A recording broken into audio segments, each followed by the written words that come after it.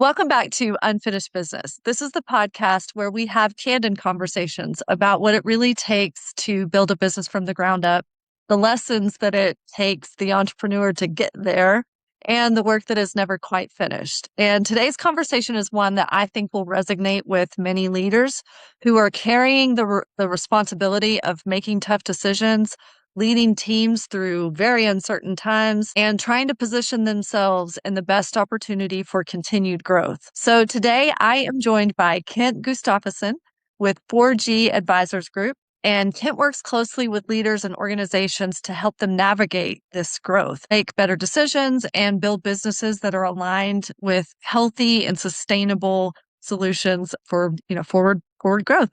So Kent, I'm really glad that you're here. Thank you for joining us today. Yeah, thanks for having me, Kimberly. Appreciate it. Yeah.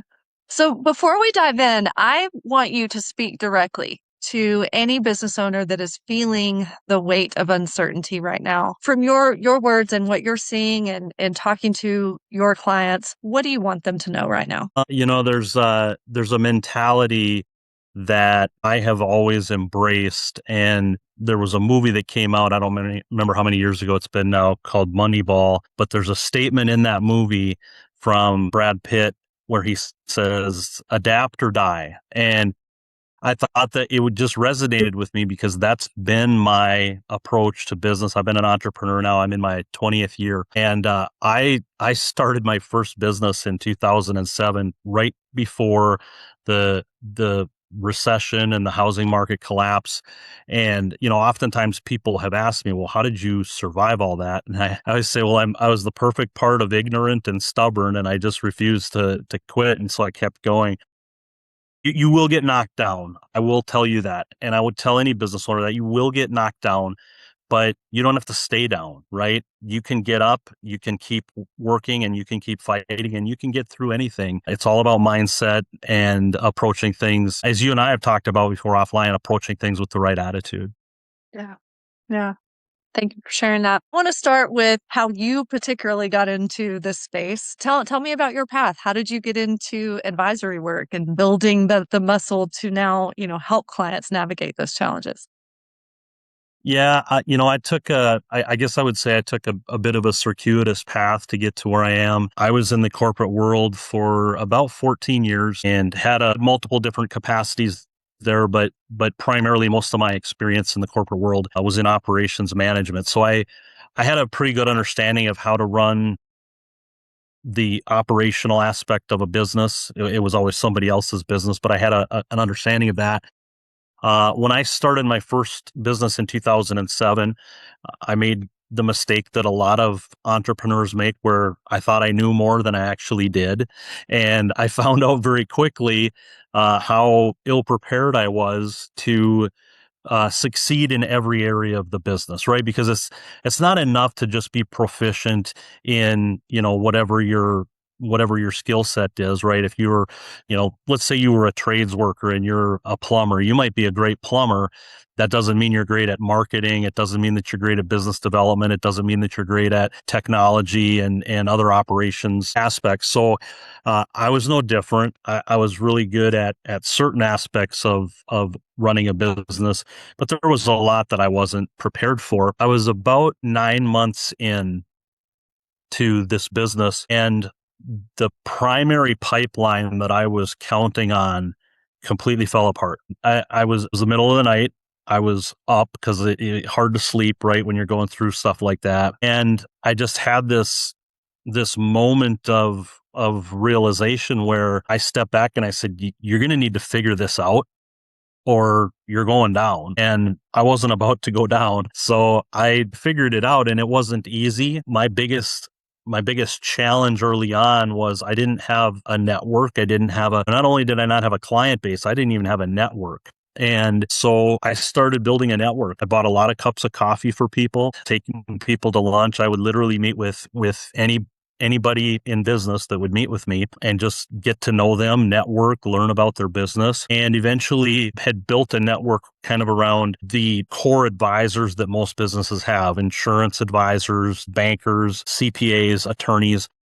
that became my network of people because we were all dealing with business owners and advising them in slightly different capacities. And as I started to grow that business and build my network, more and more questions came from clients where they would want me to help them in other areas. And because I had such an extensive background in operations, it was easy for me to say yes to some of those things, even if it wasn't the core service offering that I was providing at that time. And it got to a place where I realized how much of a need there was for business owners who were growing or who wanted to grow, that had a variety of different things that they needed to navigate through and just didn't have anybody to guide them. And I realized that that's what I had done in cutting my teeth with, I didn't have anybody to turn to myself. So I learned all of these lessons and I learned all of these strategies and all of these tactics that I was able to then turn around and share with other businesses.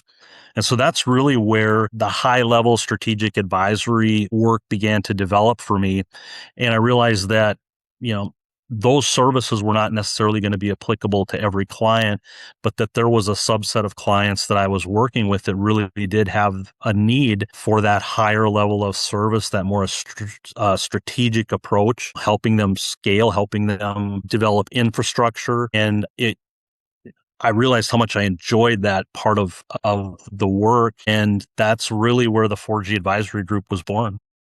You said you kind of had this epiphany moment, like you had to figure this out. So you created referral partnerships with bankers, insurance, advisors that most business owners would basically need to survive and function if you weren't an expert in that particular discipline. You took a lot of your referral network partners to lunch and coffee and, hey, this is what I'm trying to do.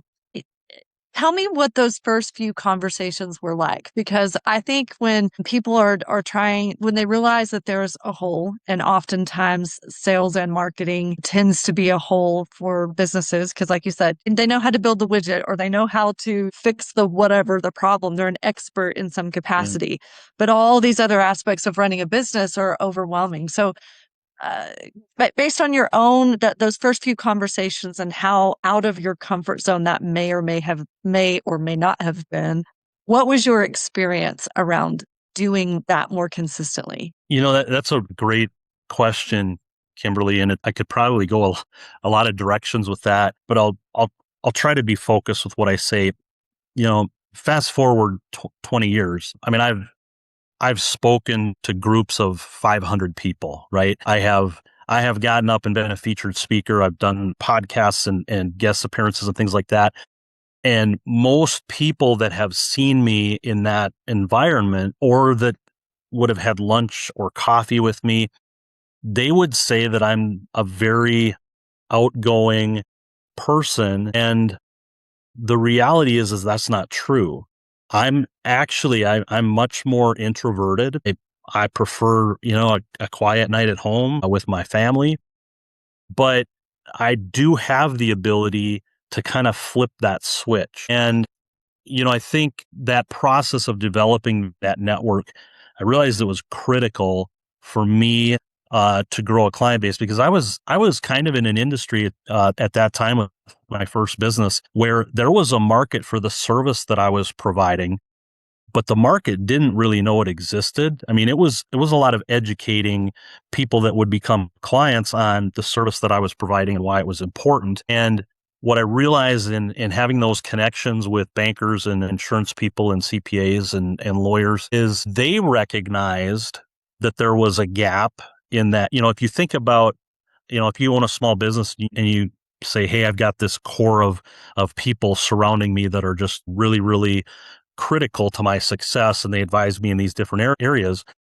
there is a gap there. And I don't think until I pointed that out, a lot of those people recognized it. But once I did, it was kind of like a light bulb going on with those bankers and those insurance people of, wow, there really is another area of expertise here that needs to be filled.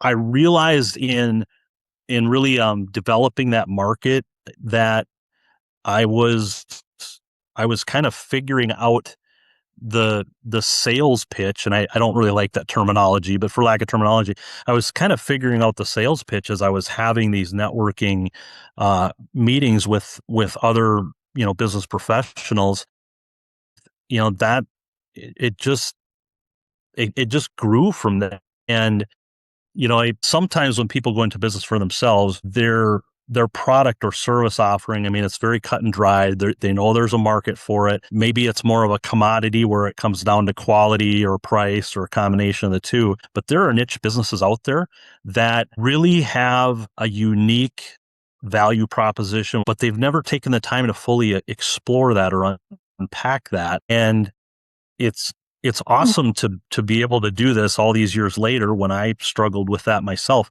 It's awesome to be able to work with these people and help them uncover that unique value proposition that they have and really set themselves apart from their competitors. Yeah. Yeah. I think you're right. A lot of, our work may bleed over into things that you and I both do, but I find that challenge a lot, that in terms of anything that you're communicating, working through that. And that's why I think networking is so important, because it forces you to have the practice to test the market, and see how receptive that market is to your proposition, your pitch. So Well, I and love that and you shared that. yeah, I mean, think about how we met, Kimberly. I mean, here I am 20 years later. You've obviously been in business for a while. We both still recognize the value of networking and growing that network. I just don't believe you can know too many people. I don't think there's such a thing as knowing too many people. And awesome opportunities come, and it doesn't mean that there's always going to be that instant connection. But I'll tell you this, and this is honest to God truth. I get calls or emails from people all the time that were referred to me by, so and so from my network. And a lot of times it's people, that I know well and they refer business to me. There have been times where I've gotten a call from somebody and they said they were referred by somebody that I haven't talked to in 10 years. It's not like, oh, I just don't want to talk to that person. It's just, you get busy and your lives go in different directions. But Yeah. I made enough of an impact with that person that all these years later they remembered and honestly, I've gotten calls from people sometimes and they've said, yeah, so and so referred me to you, and I didn't even know who they were talking about. So I mean, there's that starting point that I was at when I realized I don't know anybody, I don't have a pipeline, to now being in a position where I have a broad network and it has served me very well. And that's one of the things that I teach to the people that I work with is if you have an existing network, that's the first place that you need to go to try to leverage. And if you don't have that network, you need to develop one. Yeah. Yeah.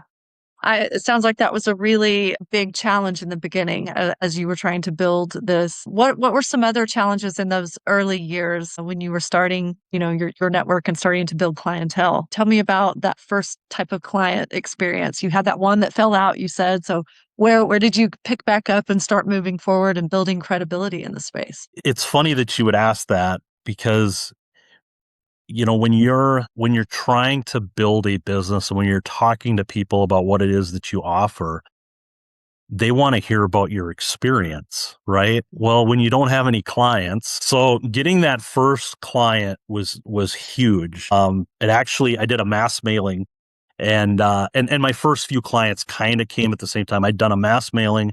I got 2 hits off of that. I sent it to probably 3,000 businesses. I got 2 hits off of it. Um, and they both turned into clients. And at the same time, some networking that I had done with some CPAs had generated a few. Oh, I got these first handful of clients. And as I would talk to other people, other prospects, I would share stories about a client experience that I was working through. A lot of times I'd be talking about the exact same client each time, but the stories were real, the experiences were real. And the people that was talking with, they didn't necessarily know that I was referencing the same client or the same couple of clients each time. And then, you fast forward over the years, I've literally worked with over 1,000 businesses now in my career. And that level of experience, you can't beat that with a stick. It just has so much credibility. But when you don't have that, and I didn't have that in those early years, you really have to ask people in some cases to take a flyer on you and let me prove to you that I can do what I say I'm going to do. And then you better do it. right? Yeah. I learned this piece of it really early on. When you make a promise to someone, you'd better keep it. And so I made it a practice to kind of under promise and over deliver versus the other way around. I realized that that built up a lot of credibility or capital with the people that I was working with. One of the things that happened, and it wasn't anything that I ever set out to do, I became this person that my clients would call and they would say, "Hey, Kent, I don't know if this is something you can handle or not, but you've done well for me and you seem to know your stuff, so I thought I'd call you." And 9 times out of 10, I had an answer to those questions, or I could direct them to somebody that could solve that problem. I became kind of their first call when they had a problem or when they had a question. That's valuable, right? When you can build up that kind of rapport with your clients, there's a pretty good chance they're not going to remove you from their contact list when you've been able to come through for them in those situations. Sounds to me like that's the moment that 4G Advisory Group was really born. Conceptually, for sure, definitely. Well, I want to transition into the realities of your work today. You work with leaders every single day. What are they getting wrong right now? Ooh, how much time do we have, Kimberly? It varies obviously from business to business and from industry to industry. When businesses grow almost too quickly, the the biggest issue is the lack of infrastructure. So they grow faster than their foundation is built to support. A lot of times people are just like, well, we have the opportunity to grow and we just want to grow and grow and grow and we just need to make more money. And I'm like, well, a couple of things. Number one, if you outgrow your foundation, it's going to cost you a lot more money down the road to go back and try to build the infrastructure that you need now. Number two, you're probably going to drop the ball with a lot of your customers, and that isn't a good situation for anybody. And I think when they do that, when they grow so quickly and without that infrastructure, what happens is that they don't have a good control over their expenses. As income grows, expense is going to grow. You have to make sure that the income growth is at least equal to or better than the expense growth. That doesn't happen a lot of times when businesses grow too fast or grow without infrastructure. So I would say that piece of it is pretty important. I would also say that businesses get off track when they grow without strategic direction, right? And I can speak from personal experience. When you're starting out and you're just hungry to generate revenue, you say yes to a lot of things, and sometimes those things kind of divert your course from where you really want to go.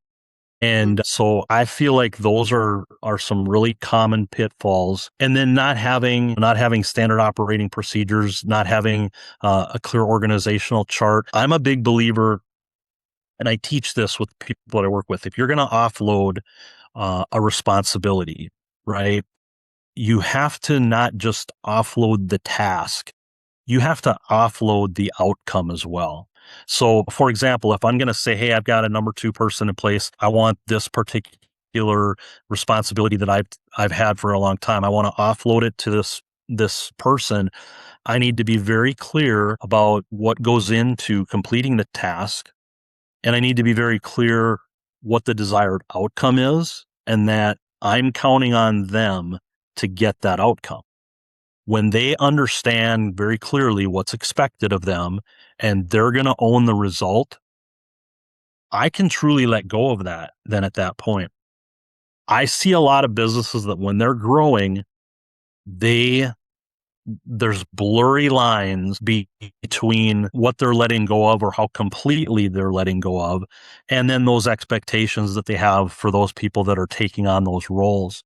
I had this conversation yesterday. I was on site with a client and we developed a process for workflow from the time that they get a new customer to the time that they go through the bidding process and the proposal and the customer agrees to it. They pay the deposit, the project gets scheduled. We created a systematic workflow for that. And there is a clear path they're supposed to follow, but they're not actually following it because it's easy with offices right next door to each other to just get up, right? Hey, Walk out Kenya. the door and say, hey, put this on the schedule. And I have to say, hey guys, let's rewind a year and a half. You gave me the authority to do this. I'm going to call you out. That is not how we agreed we were going to do things. And here, yeah, you can get by with it here and there, but here's the long-term impact. So I think it's one thing to identify different issues that the business is dealing with. And then it's another thing to introduce the solution. But then there's the integration and the application aspect of it. That's the hardest part. It's really, really hard to break old habits and create new ones. And when you can do it, man, it makes everybody's life easier, but it's a hard thing to do. Yeah, it's a hurdle. You've touched on a few of these, but just to be a little more succinct for anyone listening, what, in your opinion, are the foundations or the main components of building that infrastructure when you're preparing for growth? Well, so I have a coaching platform that I built, 20 plus strategies. Each of those strategies falls into four core components of a business: sales, marketing, operations, and finance. So you've got these four different categories or pipelines, we refer to them as at 4G. And each of these strategies falls into one of those categories. As the advisor, it's up to us to determine which areas need the most work, and we have a systematic way that we do that. But I will say that there are some consistencies really across the board. People are critical. You can outpace your growth when you've got the right people in place. When you are shorthanded, you're going to outsell what you can deliver. I've seen that proven time and time again. So having not only the right people on the bus, but they got to be sitting in the right seats too. I see this happen a lot where companies will find a really good person and then they will not allocate that person's time in the right areas. I think that's a huge mistake. A client that I'm working with, we realized that they needed to add at least 2 people to keep up with the growth based on the trend of the last 3 years. And we added one key person last summer. About 60 days later, the client came to me and they said, hey, we've got this person that would be a phenomenal employee, and I don't really know where they fit right now. And we're kind of going into the slow season, so it's maybe not the right time to hire them. What do you think? And I said, you hire them, right? When you've identified quality people, and by the way, that was passed down to me from a mentor of mine years ago. You have to always have your antennas up for good people. And when you find those good people, you hire them, because they're not around every street corner. And this person, they've been on board now for about 7 months. They have proven to be a phenomenal talent. We still wonder where, we wish we could clone him and plug him into multiple different areas, but that is critical, having the right people. And then I think, and a lot of businesses don't take the time to do this, I think there are things, if you want to build your business the right way, I think there need to be things that are non-negotiable for you. Certain things that you're not going to compromise for the sake of revenue or growth or whatever. Sadly, there are people, and they don't necessarily do it intentionally, but they still do it. There are people that they don't have those core non-negotiables, and they find out later that they should have. And so I think those are things that I look for. And then, I'll go back to the org chart. There needs to be clear definition around not only the hierarchy, right? Who makes the decisions, who oversees, personnel. You don't want people coming to work every day and they're being directed by 5 different people, right? They need to have a clear line of communication on, here's who I take direction from. So I think having the right people is critical. I think having those non-negotiables in place are critical. I think having a clear understanding of those 4 core pipelines of sales, marketing, operations, and finance. I think having a really good org chart and then just a clear path for communication. All of those things, I believe, are, if you were to evaluate 100 really successful companies, I would bet money that every one of them have figured out most of those things. To follow up on what you said about the non-negotiables, the differentiator between successful companies that you've worked with and ones that are getting by or, stagnant, what are some of those congruent non-negotiables that you see in successful businesses? Integrity, probably first and foremost, right? We're going to do what we say we're going to do. And if we make a mistake, we're going to own that. There's the old saying, I'm sure you've heard it, the customer is always right. The customer isn't always right. They're not, right? They think they are, but they're not. How are you going to handle those situations, particularly if one of your employees did the right thing for the right reasons, and because they were the messenger, the customer is unhappy with that person? Are you going to throw that person under the bus? Or are you going to say that that's my guy or my gal, and I'm not leaving them. I know the quality of person that they are, and I'm going to stand behind them. So I think integrity is critical. I also think opportunities will come fast and furious at times.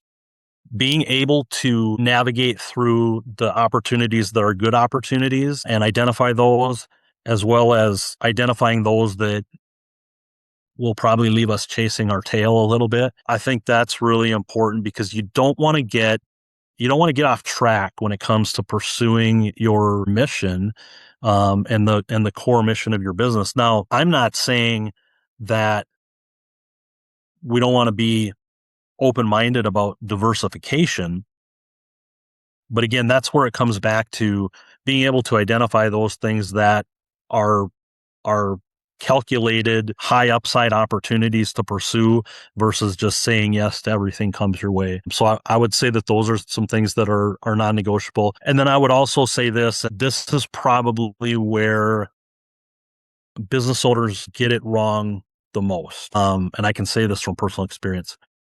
Having balance between the job, running the business, and your life, right? When I leave this earth, I don't know how many people are going to be impressed with how many businesses I built and sold or what have you. I think what's going to matter are the impact that I left with my kids and with my wife and with my family and extended family and friends. How did I live out my faith? I think those are things that matter, and the business stuff is very secondary to that. So it's really easy to get gobbled up by your business, and having that balance is critical. And so I would encourage people to be very mindful of that when they go down this path. Yeah, I love that you shared that. And I think it kind of lends to a segment that I wanted to get into, and that is clarity under pressure. In uncertain times, a lot of what you're speaking about to me is taking opportunities simply for the sake of trying to keep things afloat. And when you are leading an organization, and particularly when you are trying to uphold to those non-negotiables, when the leader starts to have, feel that pressure and that pressure is made known, then what is, ultimately the impact that has on the culture. So, decision making is a big part of that. I mean, especially when things are not clear. How should, particularly right now in very uncertain, political times, and just doing business seems to be more and more difficult no matter the industry, from business development to cost of goods to getting things here on time, customer service, all of those issues. So how should leaders be thinking about decision making, when to pivot and when to stay put? Yeah, that might be the hardest question that you've asked, because some of that comes down to the risk tolerance of the business owner, right? How much of a gambler do you want to be? How conservative do you want to be? There's one thing that I know without question has been true in business since the beginning of time, and it will be true forever. Cash flow is critical. Cash will always be king within your business. And I don't ever want to be in a position where I'm presented with an opportunity, and whether or not I say yes or no to it comes down purely to money. Specifically, I don't have the money to do that. I don't ever want to be in that position. I don't want my clients to be in that position. If somebody came to you and said, "Hey, Kimberly, I've got an idea. You're going to need to give me $100,000. But if you do that, I'm going to make you $1 million, and I guarantee it. I don't want to be the person to be like, I do that all day long, but I don't have $100,000. I would want to be the person that had $100,000 to invest, or I would want to be that person that says, you know what, I'll figure it out. I'll go find the $100,000 somehow because this opportunity is too good to let go. That said, I believe your customers will tell you, if you know what to listen for, whether or not it's time for you to expand or to diversify or to hold your position. Too many people don't regularly talk to their customers and gauge their pulse. How are you feeling about? I mean, I learned this early on, and I'm a relationship-based person, so it's not fake. It's genuine. I care about the people that I work with. I learn about them. I learn about their families. And I found that when you talk to people, and hey, I haven't talked to you in 6 months, and I ask about your family, and hey, I remember you telling me that your son's been playing baseball. How's that going? When you can remember key details like that and show a genuine interest, people appreciate that and they feel more connected to you. Well, I think that should carry over to the actual business side of it too, and say, hey, we talked about something 6 months ago, and I just want to see where you're at. You've thought about that more. Do you feel good about it? Or maybe even call your customers and say, hey, I've been thinking about adding this product or service line. Is that something that you would value as one of my valued customers? And if they say yes, you get enough of those yeses, and that's a pretty good indicator that maybe you should move forward. We live in the world of social media, and everybody's got an opinion, and they can put it out there, at any time, sometimes without thinking it through. But that's not, anybody can say whatever they want behind a keyboard, right? It's not the same as picking up the phone or hopping on Zoom and having a conversation and asking people, what do you think about this? How do you feel about that? The voice of the customer is critical, and that will never change. The voice of the customer is always going to be critical, because 100 great reviews can really be tarnished by one really bad review if it's spoken loudly enough and if it's disseminated enough. So I think having those conversations with customers and gauging where they're at is a key part of my decision making. When I started 4G, I had a list of 25 clients that I said, you know what, I think these clients are candidates for this higher level of service. I'm going to interview them and find out. And I got an overwhelmingly positive response. Great idea. In the past 2 weeks, you're the second person that has said, you got to talk to your clients more. And whatever amount that you're doing, it's definitely not enough. I love that advice. What I would like to ask is, as an organization becomes bigger, and particularly as the owner operator transitions into the CEO, where they have more delegation at hand, how do they make sure that they are keeping a pulse and talking to the customer and being close to that experience? Yeah, that's an important question too. In fact, I have a team call with all of my coaches every Friday morning, and last Friday, this was a topic that we went through. When you're working with an owner that is struggling to transition from the operator to the owner, right? Because there is a difference, right? It's, if I'm an electrician and I don't have any employees, and I'm accounts payable, accounts receivable, I'm the marketing department, I'm the sales department, I'm doing every proposal, I'm running every wire, installing every junction box. You're all things to all people. But if that business begins to grow, eventually you need to get out of the field, right, and run the business. And that means developing business to keep your staff busy. It means strategic planning for the future, right? It means, marketing, being the face of the business. It means, making sure that financially we're sound. That is a hard paradigm shift for some people to make. And in some cases, they don't want to make it. They like being out in the field. They like being the operator, and there's nothing wrong with that. But what I would tell them is, okay, then you either need to, sell your business and become an employee, or you need to shrink your business back to when you're running and doing everything, because sooner or later, everybody has to graduate to that owner level.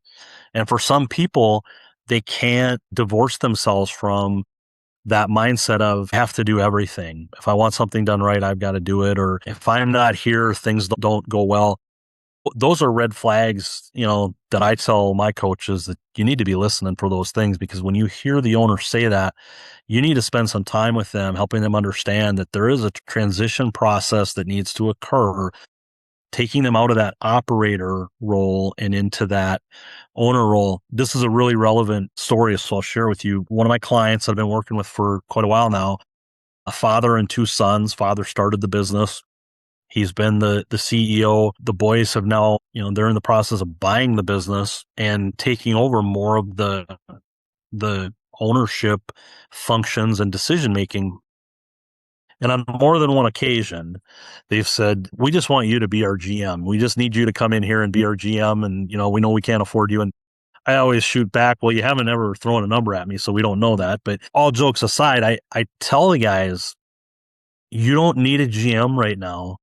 You two, as brothers, need to together run this business. And yes, you're running it with some guidance from dad and with some guidance from me, but you need to figure these things out so that when you do get to a place of hiring a GM, you know exactly what that role looks like and how that role should function, and you can oversee it versus you just pass everything off to the GM and hope that person is more experienced or better than you. They're in that stage of it's time to step out of the operator role and move into more of that ownership role. And it can be very empowering. It can be very liberating. It can be scary as heck for some people, right? But it is something where everybody gets that place. It's necessary.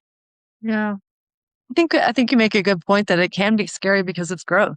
You have to be something different and it requires you to do different actions, and that change is scary. It's scary to sit. 100%. Yeah.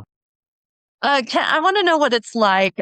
Put someone, for whoever's listening, put someone in the shoes of a client, and what does it actually look like to work with 4G Advisory Group? I always interview people, when I meet somebody and they might have an interest in working together, I try to establish first and foremost what's important to them. Right. And the way I'll typically approach that is I can sit here all day long and tell you what's important to Kent Gustafson. That doesn't matter. Right. I want to know what's important to you. This is your business and it's your goals. I can tell you what my goals were when I started out, but we're not talking about me and we're not talking about 4G. We're talking about you. So first of all, what's important to you? What do you want? If you could draw up your perfect scenario and I could tell you, okay, in 3 years we'll be there, what does it look like? I think that's the first thing. There's a lot of discovery that has to happen before I will start working with somebody or one of my coaches will start working with someone. I mean, I've had people try to hire me and I've had to say, you know what, I don't like to turn down money, but we're not there yet, right? Number one, we've got to find out what's important to you. We've got to identify your areas of struggle and have a proprietary tool that I develop that is it's a business health diagnostic, and it takes a 30,000 foot view of those four pipelines: sales, marketing, operations, and finance, and it grades the business based on the information that the business owner provides. From there, it tells us, okay, if we were to work together, these are the areas that we would target. Here are the specific strategies that we would implement. And it's probably going to take us about 12 months to work through this. And, here's what that's going to cost. And here's the outcome that you can expect. And when we say outcome, I mean, we get down to the numbers. We identify how much additional revenue we think we can uncover. We identify how much improvement we think we can make on their current profit margin. And most importantly, we find out if we're a good fit to work together. One of the questions that I always ask somebody is, look, if I went and talked to to your spouse, your kids, your coworkers, and said, hey, is Kimberly, is she coachable? Is she approachable? What are they going to tell me? Usually, oh, yeah, I think they'll say I am. Or sometimes they'll say, yeah, don't ask them that. I don't want to know. But I better say nice things about me. But I mean, one of my coaches, he shared this on the call last Friday. He said, yeah, this prospect I'm talking to, she flat out told me, I have no interest in being coached. And I said, why are you talking to her? I said, you should not walk, you should run in the other direction. If they're not willing to be coached, if they're not going to be accountable, I would say that if you polled our clients, a lot of them, if not all of them, would say one of the greatest values of our relationship is the accountability, right? Because I can Mhm. come in and I can say, oh, hey, Kimberly, it'd be great if you would do these 5 things, let me know how that works out. Versus, okay, Kimberly, here's the things that we need to work on over the next few days. And I need you to commit to putting in the time and the effort. And when you say yes, I want to be able to come back, in a week or two and say, okay, we got those things checked off the list.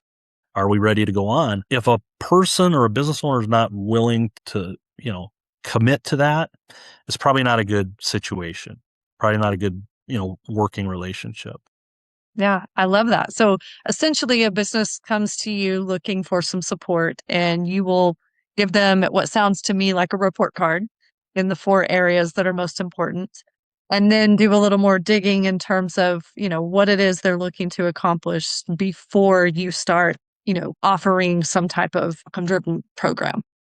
Yeah, not only do we give them that report card, the report that they get, I mean, it's a very nice presentation. We email it to them right when we complete it. It actually tells them, here's how you scored in the different areas, and it goes line by line. It talks specifically about the strategies that it need to be leveraged to improve, and it will show them what the outcome potentially can be. We give it to them whether they say, yeah, we want to work together or not. I mean, and I do that. Number one, I want them to have that information. Number two, I know they're not going to go implement that on their own. If they want to try, that's okay. I'll usually check back with them in 3 months and ask them how it's going. How's it going? But yeah, I mean, we're very transparent. We don't try to hide anything. We are a really good fit for people that have a vision but don't know how to get there. I have a client, I've been working with them for a long time. We've seen great growth in the business. And we had this conversation a couple months ago. He said, we work really well together because I always knew that where we're at was possible. I just didn't know how to get there. You know how to get there. And I'm willing to do the work. And he rolls up his sleeves. He does the work. He puts in the time. Their business is in a great position. It's not always, you know, balloons and bubble gum and birthday cake, right? I mean, there's challenges, but those people that truly want to overcome the issues that they're dealing with and truly want to grow their business, if they're willing to submit to the process and to be accountable, they can achieve what they want to achieve. I can promise that. Sounds like an incredible invitation. So we will definitely make sure that we have your contact information in our show notes so that if anyone is looking for that type of diagnostic, they have an opportunity to. Kim, what are you excited when it comes to the future of your business, 4G? What are you most excited and passionate about right now? I don't know if you've heard of AI, Kimberly. Have you heard that? Just a bit, maybe. Yeah. It might be a buzzword at the moment. 3 years ago, you bring up AI and people are like, AI? You mean Al? No, AI, not Al. I think for a lot of people, it's come on so fast and so out of left field that they're just not prepared for it. And this is an interesting statistic, and I'm not going to get it perfect, but it's close. I read this that about 90% of businesses know that their employees are using AI in some capacity, but they don't have an AI strategy as a company. And I figured this out, and my team, I mean, we figured this out a while ago.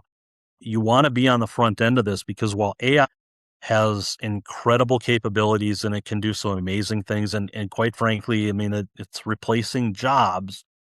What it's not replacing is the human component of strategy, accountability, implementation, execution, right? You can train AI to do a bunch of things. It's not a person, right? And there are things that can't be replaced. I really feel for our group, because we've got a pretty good handle on AI and we use it a lot, and we've developed some AI tools that we're using with our clients, helping people maybe not be quite so afraid of it, and actually developing a strategy around it and how they can leverage it within their business. I think that's exciting. I will also say this, there are a lot of people that have maybe been in corporate America for a long time and they're looking for something different. and they might make a really good coach. We're bringing on other coaches to work as a part of our group and to leverage our platforms. And that's an exciting, life-changing thing for me to see, because I remember 20 years ago being in that position, and I promise you there was nothing like what what we have to offer to people now. There was nothing like that for me 20 years ago. Yeah.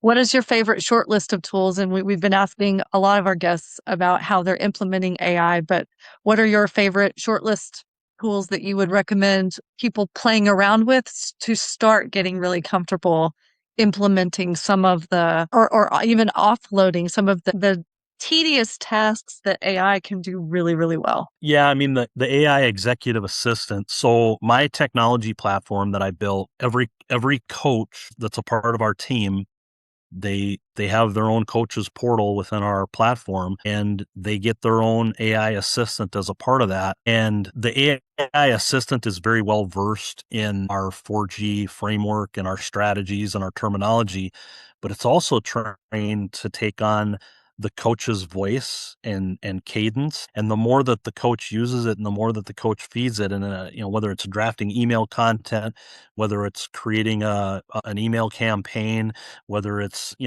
building out some blog content, or marketing documents, or whatever it might be, the more they use it, the more it's taking on their personality. Stuff that used to take months, you can do in a few minutes in some cases. It's just Yeah. the power of it.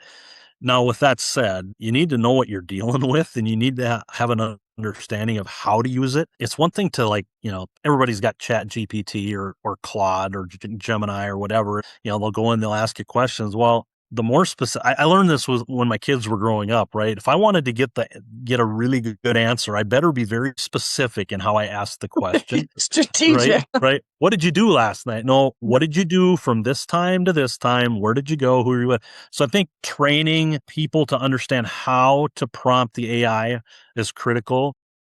And then, we built a tool, an AI tool for SOP generation, for standard operating Mm, procedures. We built an operations specialist tool that will actually go in and map out every aspect of an internal operation, what the steps are, who owns what. And then we've got a financial analyst tool that we created that, I mean, picking apart financials and being able to explain those financials to somebody in layman's terms that are easy. You don't have to have 8 years at MIT to understand what mm. the information's telling you.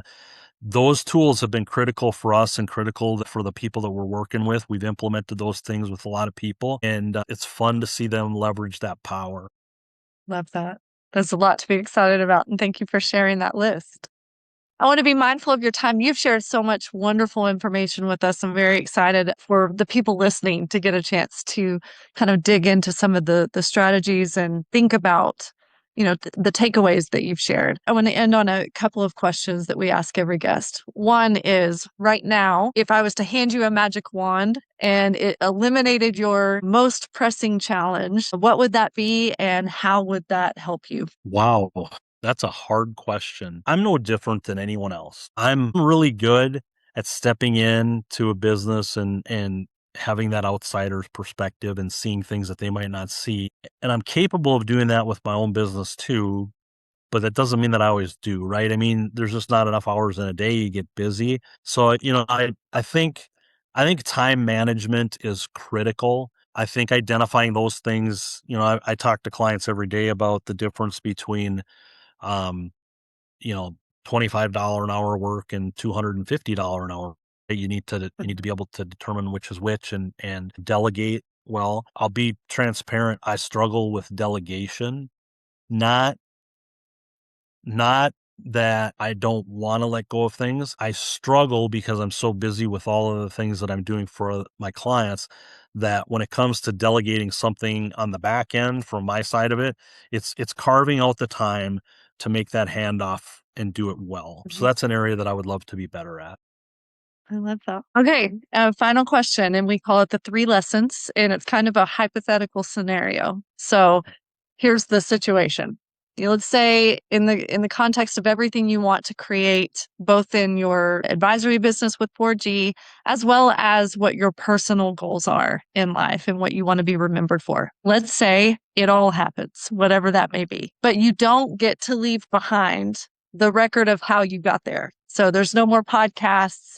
If you have written material, your proprietary tools, you can't take any of them with you. You can't leave those footprints for anyone else.